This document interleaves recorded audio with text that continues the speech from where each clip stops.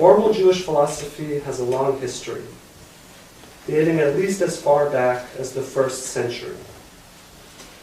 Importantly, Jewish philosophy is not as old as Jewish practice, but it certainly has a history longer than that of most other religions. Over the centuries, a relatively small set of questions have found themselves lingering at the center of our evolving philosophy. For example, why does the universe exist? Why does the individual exist? Why is the world as we find it? And how can there be gross evil in the world? Whether or not there is a unified, overarching philosophical system in the Torah is debatable. But what is less debatable is that the Torah puts relatively few barriers in the way of creative philosophical investigation. The result is that Jewish philosophers have been able to think rather freely about this set of core issues, issues that have thus emerged at the center of a crowded field of unique ideas that come at these questions from diverse and varied angles. In light of this, is it still possible to contribute something new to the discourse? Or have these fundamental issues in Jewish philosophy been exhausted, if not resolved? I think that David has indeed contributed something new and different to these issues by, perhaps paradoxically, embracing realities that are implicit in the life of an observant Jew, but that seem to have been willfully overlooked by many of our philosophers. In his first book, David explores traditional viewpoints on cosmogony, the origin of the universe, and theodicy, the problem of the coexistence of an omnipotent God and worldly evil within Judaism. He then presents his own detailed paradigm that explicates both. Book 1, God and Evil, is about explaining. It is unmystical, and it is anything but abstract. And while we can agree or disagree with them, the novel concepts in this book are well defined. They are not open-ended, and they are clearly explained. The first book sets the foundation for the second volume, in which David's fascination with explanation continues. There is, however, one striking exception. The second volume introduces a new concept, a concept that is at the heart of this volume, namely what David calls, quote, divine potential. Despite its being central to this new paradigm, and its being the purpose and the inevitable destination of the individual and the cosmos in David's theory, it is not described and it is not explained.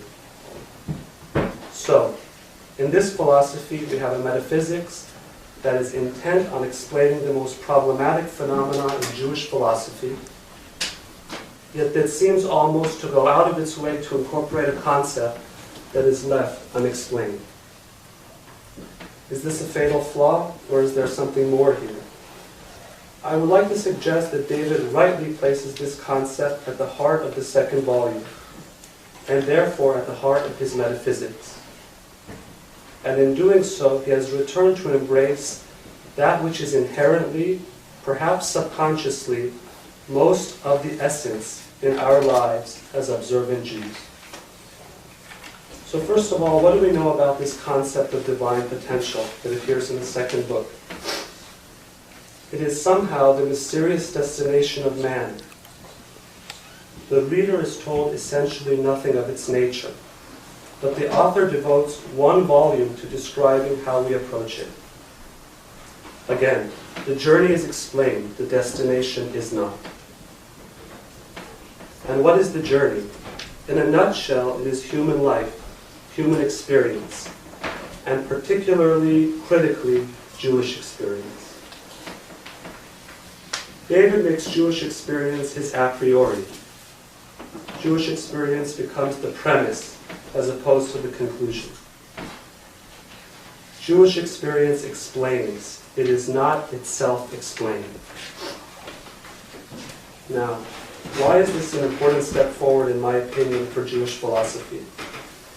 To get at this question, I would actually like to begin with the critique of Christian philosophy, something that probably will not be controversial to us, and then ask if this same criticism can be applied to Jewish philosophy. In his Fear and Trembling, the Danish philosopher Søren Kierkegaard makes the following comment, quote, "People who are profoundly lacking in learning and are given to cliches are frequently heard to say that a light shines over the Christian world, whereas a darkness enshrouds paganism.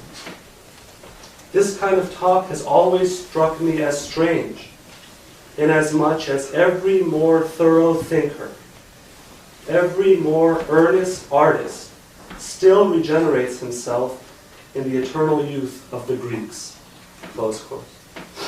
In other words, while the Christian community expresses disdain for the Greek pagan world, the best Christian philosophers continue to recycle Greek ideas.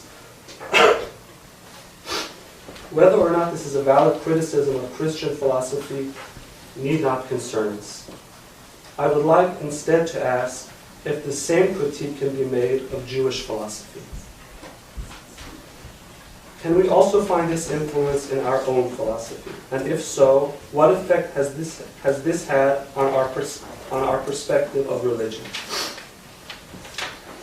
In the 55th chapter of the 3rd volume of his Guide of the Perplexed, Maimonides writes, quote, "Man does not sit, move, and occupy himself when he is alone in his house, as he sits, moves, and occupies himself when he is in the presence of a great king. Nor does he speak and rejoice while he is with his family and relatives, as he speaks in the king's council. Therefore, he who chooses to achieve human perfection and to be in true reality a man of God must give heed and know that the great king who always accompanies him and cleaves to him is greater than any human individual, even if the latter be David or Solomon.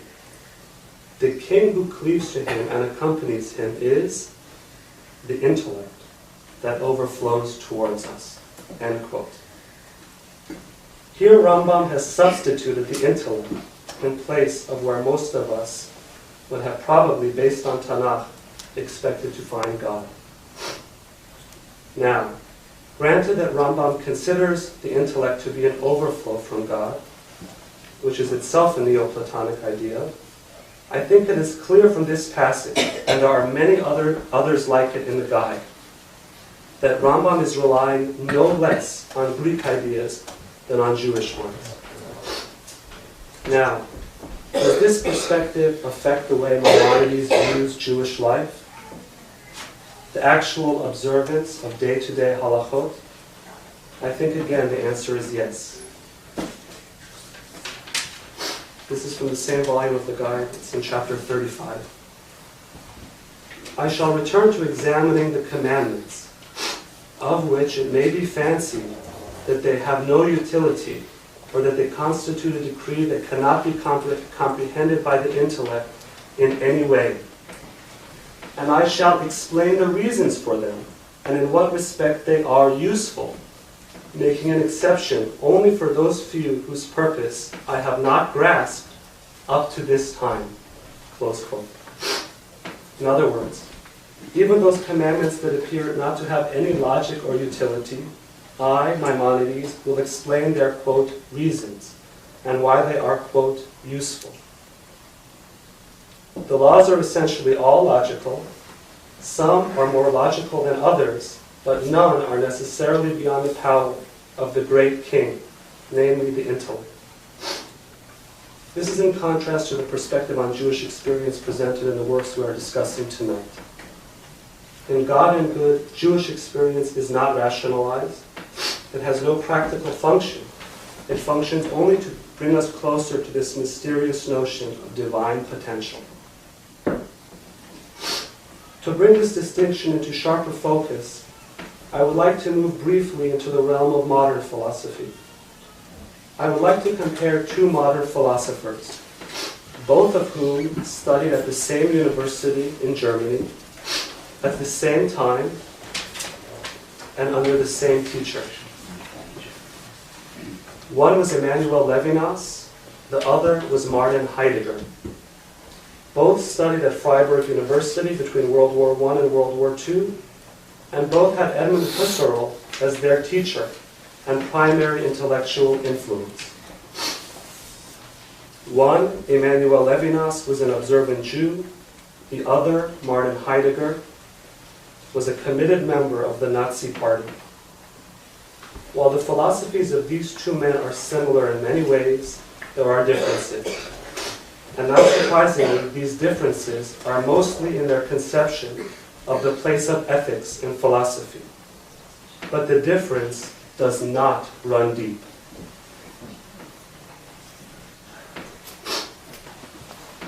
To put it very briefly, both men were interested in ontology, the study of what is and what it means to be. Moreover, both men would agree that ontology does not provide a suitable foundation for ethics, as philosophy does for Maimonides. To use a popular expression, both philosophers, Levinas and Heidegger, would agree that you cannot get an ought, O-U-G-H-T, from an is. But the agreement between Heidegger and Levinas ends here. Heidegger could not come to an ethics from his ontology, and so he abandoned the ethical. And his life is a testament to this. Interestingly, Levinas also could not come to an ethics from his ontology, and so he reworked his ontology, building it on a foundation of the ethical. For Levinas, ethics could not be made dependent on the roots of philosophy. Ethics, therefore, had to be a root itself. In Levinas' own words, ethics is, quote, first philosophy. The ethical was to Levinas' philosophy what Jewish experience is to God and good, namely something that explains, not something that can be explained. 2 decades after writing God and Evil, a work which most critics saw as complete in and of itself, David decided to write a second volume introducing a new concept, divine potential, a concept which is not described. David explains how we arrive at divine potential in his theory, namely through Jewish experience, but he does not elaborate on the destination. Jewish experience is therefore made into the pristine and primary foundation for a mysterious yet enormously important journey. In my reading of these 2 volumes, particularly the second, I see David describing a specific type of religious devotion, one that is its own foundation, and one that is probably more difficult to achieve than devotion to a set of logical principles. The dominant narrative in the Chumash is that of Israel's wandering in the desert. 3.5 of the 5 books of Torah are set against this backdrop. Many of the collective actions of Israel that are described explicitly during this time are negative. A group worships the calf, the Jews complain of a lack of water and food, they are disheartened by the report of the spies, etc. There are, however, key collective acts that are positive. When Israel famously declares, Naseh v'nishma, we will do and we will listen, the Talmud lavishes praise upon them, stating, for example, in Tractate Shabbat, that a voice cried out in response from heaven, "Who has revealed to my children this secret of which the angels make use?" It is interesting that this commitment to placing observance before understanding is called a secret. Perhaps this is because the more we try to understand the essence of Jewish practice, the more it eludes us. In any case, this, quote, secret, that is the primacy of Jewish practice, is one that, in my opinion, David correctly identifies in his philosophy, thereby allowing it to break with preceding Jewish philosophy and return to that which is intrinsic to Judaism. I would like to end with a brief passage in the second chapter of Yirmiyahu. It is a beautiful retrospective picture of Israel's years in the desert, and I think it makes this point subtly, yet succinctly. Quote, I remember the devotion of your youth, how as a bride you loved me and followed me in the wilderness, through a land not sown.